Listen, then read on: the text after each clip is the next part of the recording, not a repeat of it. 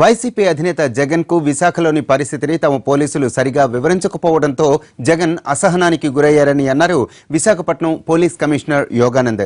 పరిస్థితిని వివరించడంతో తిరిగి హైదరాబాద్కు వెళ్లేందుకు జగన్ అంగీకరించారన్నారు.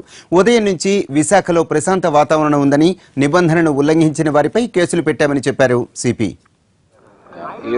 ఈరోజు విశాఖపట్నంలో పరిస్థితి అంతా అదుపులోనే ఉందండి. కొన్ని ప్రివెంటివ్ అరెస్టులు, కొంతమంది 144 సిఆర్పిసి సెక్షన్ వైలేట్ చేసిన వాళ్ళని అరెస్ట్ చేయడం జరిగింది. దాంట్లో ప్రముఖులు బొత్స సత్యనారాయణ గారు ఉన్నారు, తర్వాత గుడివాడ అమర్నాథ్ రెడ్డి గారు ఉన్నారు, ఇంకా కొంతమంది ఉన్నారు. ఎగ్జాక్ట్ ఫిగర్స్ అంటే నేను బయట తిరుగుతున్నాను చెప్పలేను. నేను సుమారు ఒక 400 మెంబర్స్ టు 500 మెంబర్స్ ఉండొచ్చు అని అనుకుంటున్నాను నేను. అట్లాగే leader of opposition Vijayasai Reddy గారు, తర్వాత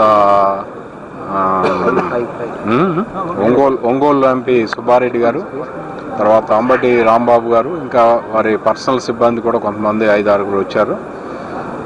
కొంత కన్ఫ్యూజన్ వల్ల ఏదో మా వాళ్ళు బయట ఆపడం జరిగింది. నేను వచ్చి ఆ పరిస్థితిని వారికి ఎక్స్ప్లెయిన్ చేసి, నేను బయట పెట్రోలింగ్ తిరుగుతూ ఉన్నాను, టీవీ ఛానల్స్లో వాటిలో చూసి ఏమంటే ఇక్కడ సరిగ్గా హ్యాండిల్ చేయట్లేదని నేను వచ్చి వారికి ఎక్స్ప్లెయిన్ చేయడం జరిగింది. లాంజ్ తీసుకొచ్చి మాట్లాడి వారికి ఎల్ఓపిగా ఇవ్వాల్సిన గౌరవాన్ని ఇచ్చేసి, మళ్ళీ మీరేం చేస్తున్నారని అడిగారు. మేము 143 సిఆర్పిసి ప్రొసీడింగ్స్ మీకు సర్వ్ చేసాం సార్, దాని ప్రకారం అంటే మేము ఏం చేయాలన్నారు, మీరు వెనక్కి వెళ్ళిపోవాలని చెప్పాం.